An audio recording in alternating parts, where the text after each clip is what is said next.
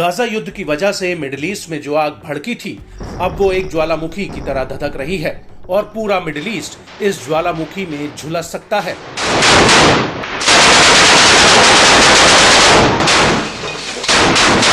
वो इसलिए क्योंकि पहले तो इजराइल सिर्फ हमास और हिजबुल्लाह से लड़ रहा था, लेकिन अब यमन का हूती लगातार इस आग को भड़काने में लगा है।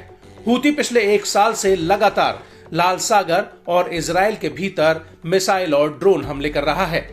अमेरिका और ब्रिटेन ने हूती के हथियारों के ठिकानों पर एयर स्ट्राइक की थी, लेकिन उसके बाद भी हूती के हमले बदस्तूर जारी हैं।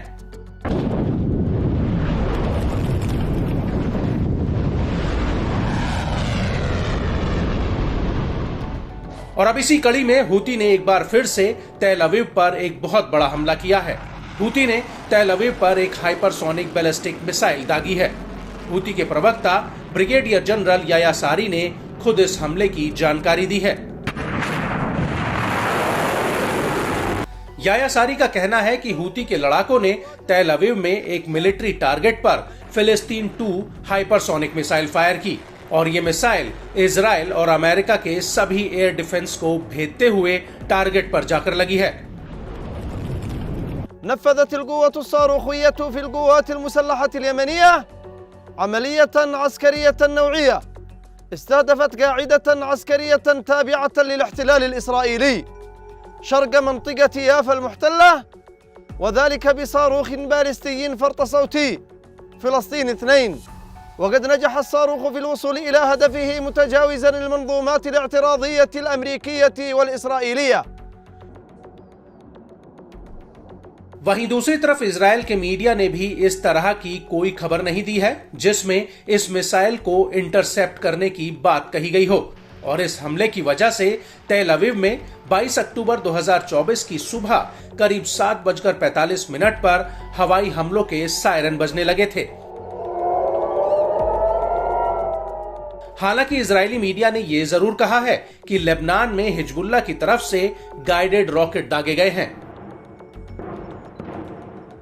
यहां पर आपको यह भी बता दें कि इससे पहले 18 अक्टूबर 2024 को हूती ने अरब सागर में मैगालापोलिस जहाज पर कई ड्रोन हमले किए थे और इस हमले के बाद हूती ने कहा था कि उसने इस हमले में अपने लक्ष्य को हासिल कर लिया है। हूती के मुताबिक इस जहाज ने कब्जे वाले फिलिस्तीनी बंदरगाह में प्रवेश करने पर लगे बैन का उल्लंघन किया था।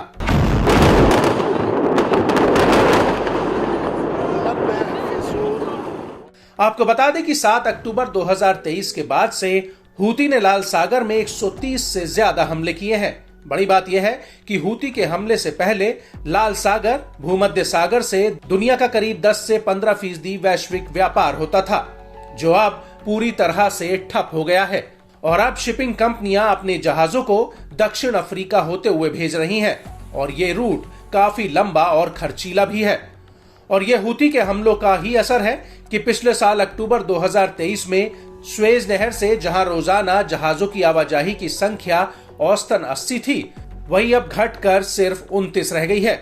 ये जानकारी पोर्ट वॉच डेटाबेस से मिली है, जिसे IMF और ऑक्सफोर्ड यूनिवर्सिटी एक साथ मिलकर चलाते हैं।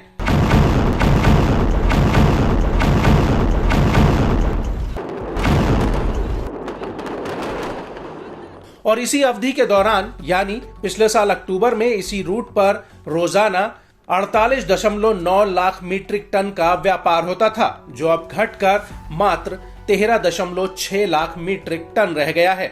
जानकारों का कहना है कि दक्षिण अफ्रीका के Cape of Good Hope route पर जहाजों को 10 से 14 दिन का अतिरिक्त समय लगता है, जिसकी वजह से माल ढुलाई की कीमत पिछले साल से करीब 3 गुना तक बढ़ चुकी है और रूट में बदलाव करने से सिर्फ एक चक्कर में $10 लाख का अतिरिक्त ईंधन ही खर्च हो जाता है।